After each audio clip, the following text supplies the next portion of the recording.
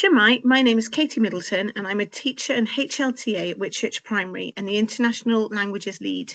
And this is our journey for developing internationalism through partnerships with schools abroad.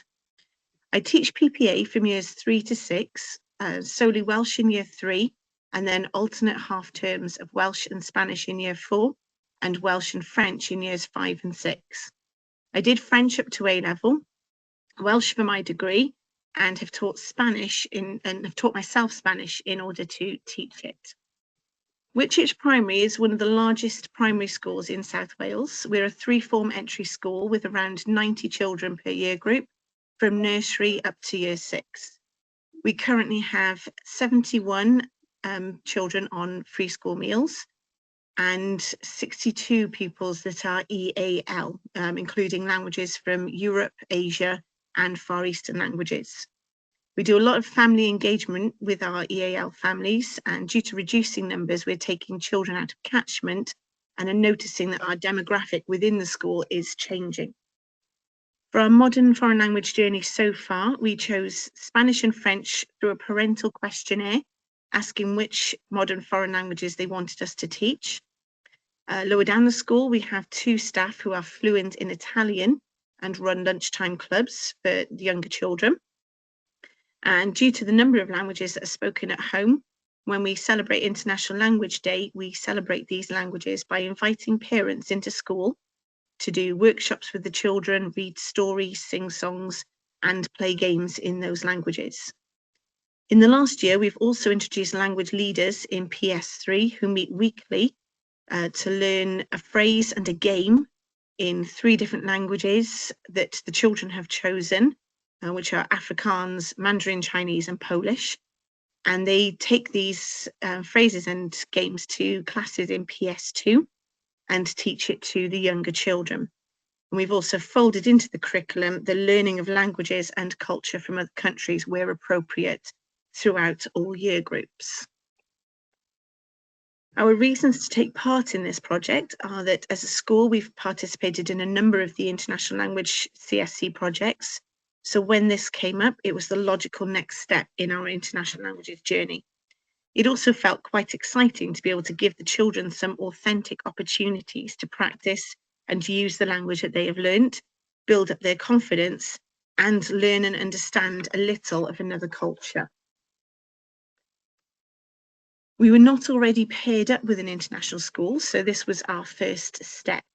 We signed up to the British Council's Partner Finder database, which, whilst it caused a slight delay in starting the project, it was a fairly simple process to do.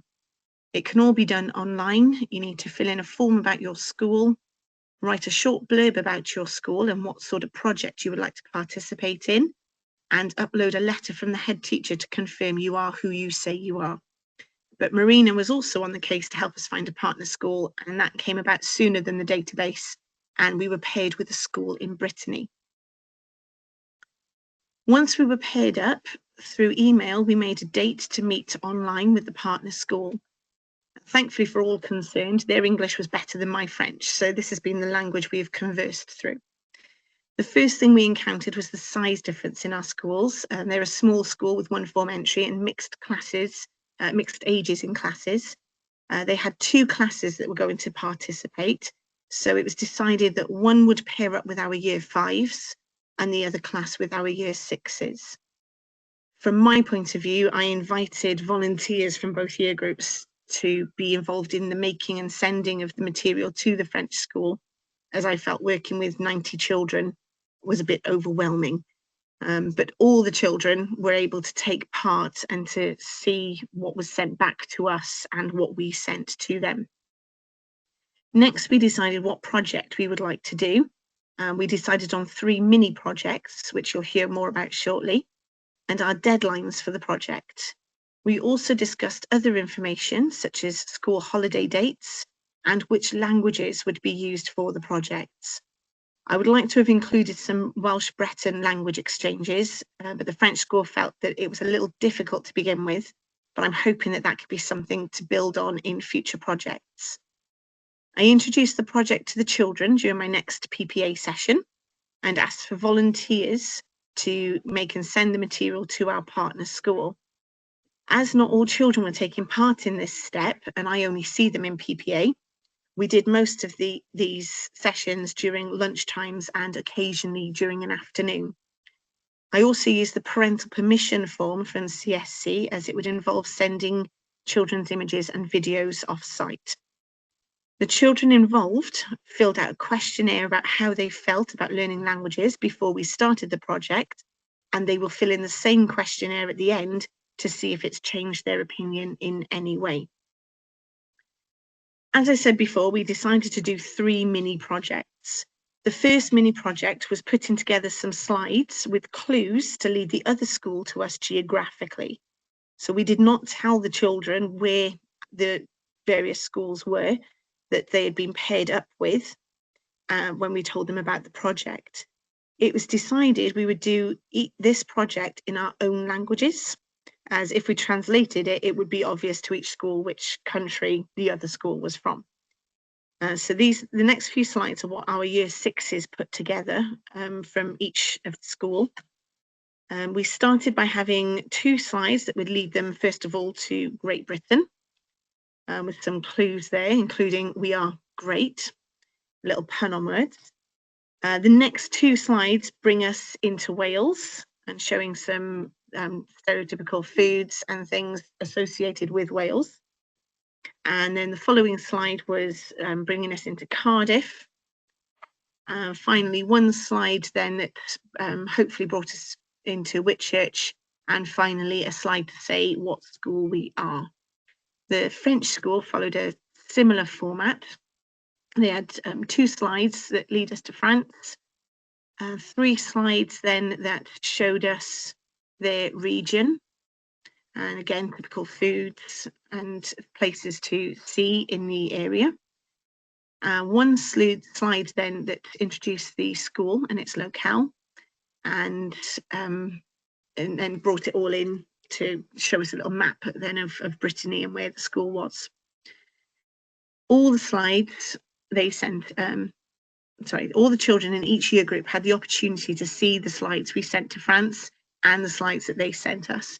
And the interesting thing was this opened a really good dialogue of questions from the children that encouraged them to want to learn more about the children that they were working with and about the area of France and the similarities with Wales that Brittany is known for.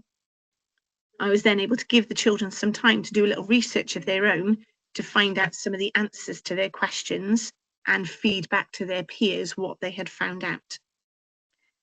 The second mini project was a Guess Who game.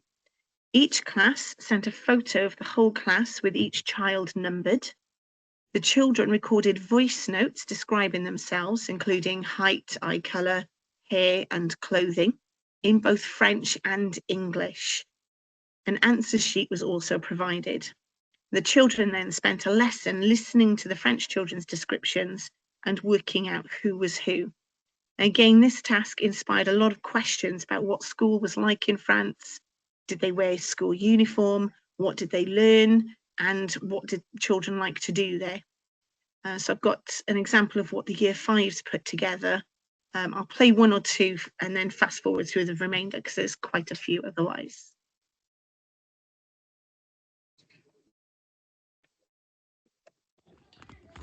Je m'appelle Ava et j'ai 10 ans.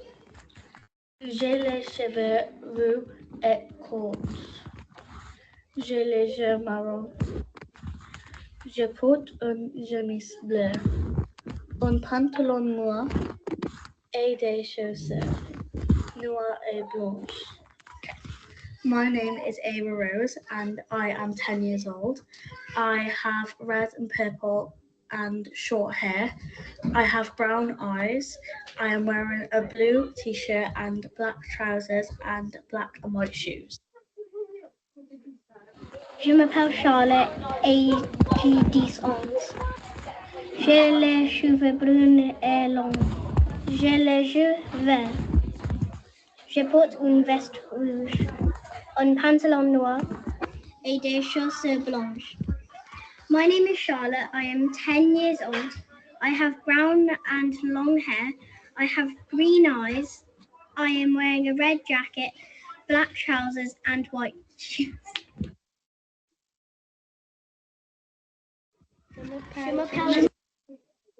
Fast forward through the remainder. They're all very, very similar. Too far. The third mini project will be teaching the children a traditional dance from each country. However, the deadline for that isn't until the middle of June, and we haven't done it yet for me to be able to show you. But we have been busy learning some simple commands in French in preparation. We'll be using the traditional Mi Welais Jacador music, and the children will record their instructions in English and French with some videos and photographs to accompany it. The biggest impact I've seen with the children is that it's given them a definite curiosity, awareness, and appreciation towards cultural diversity around the world. It has also helped to enthuse them towards learning a new language, in this case particularly French, so they can communicate with the children that they have been working with. They've genuinely enjoyed the whole experience and continue to ask when and what are we doing for the next project. They've also had their own ideas about what they'd like to do too. From a teacher's perspective, sometimes fitting it into an already packed and tight schedule was sometimes hard, particularly since they weren't my classes, but the children's reaction to it has made it all worthwhile. The biggest thing I've learned from it is to make the tasks or the projects interactive, make it so that whatever you send to the partner school has a question they have to answer. So we've now got the some of the questions that I used for the questionnaire. So the first question asked was, how do you learn other languages? So the majority of them it is through school. There are a number of them that use Duolingo, speak it at home, or they've learned it when they've gone there on holiday, or they're self-taught in some other way. At the beginning, I was pleasantly surprised by some of the responses to the questions about how I feel about learning languages and whether they enjoy their lessons, whether they're excited to learn a new language, and those kinds of questions.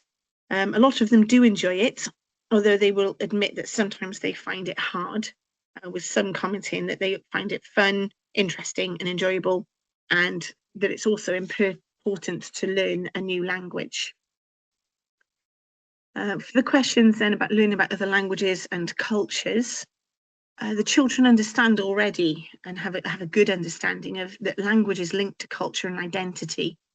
But I feel that this project has really opened their eyes to just how closely it's linked.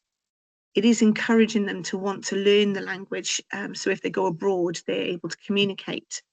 And some of them even commented that it helps them think more about other cultures and religions as well.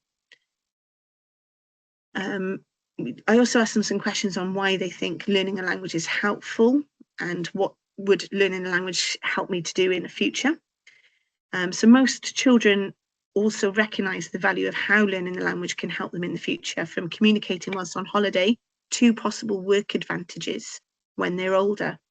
Although some of them don't feel confident using the language, they do know, even a little. So hopefully these numbers will go up by the end of the project. Due to the late start I had with the project, it has not yet been completed, and so I haven't redone the questionnaire for the end of the topic. These will be the same questions again, with a few additional questions about how they felt about the project, such as did they enjoy it? Would they like to take part in more projects like it again? What activities would they like to do? Which is where some of the children have already answered this last question in conversation. And most would like to do an actual video chat with the class that they've been working with. Some asked if we could learn songs from each other, teach each other national anthems, especially since the Breton and Welsh national anthems are very similar, same tune. And one adventurous soul even asked if we could go and visit them. Our next steps are to finish the final project and get the end questionnaire complete. After that, it will be a discussion with the partner school about continuing with this next year.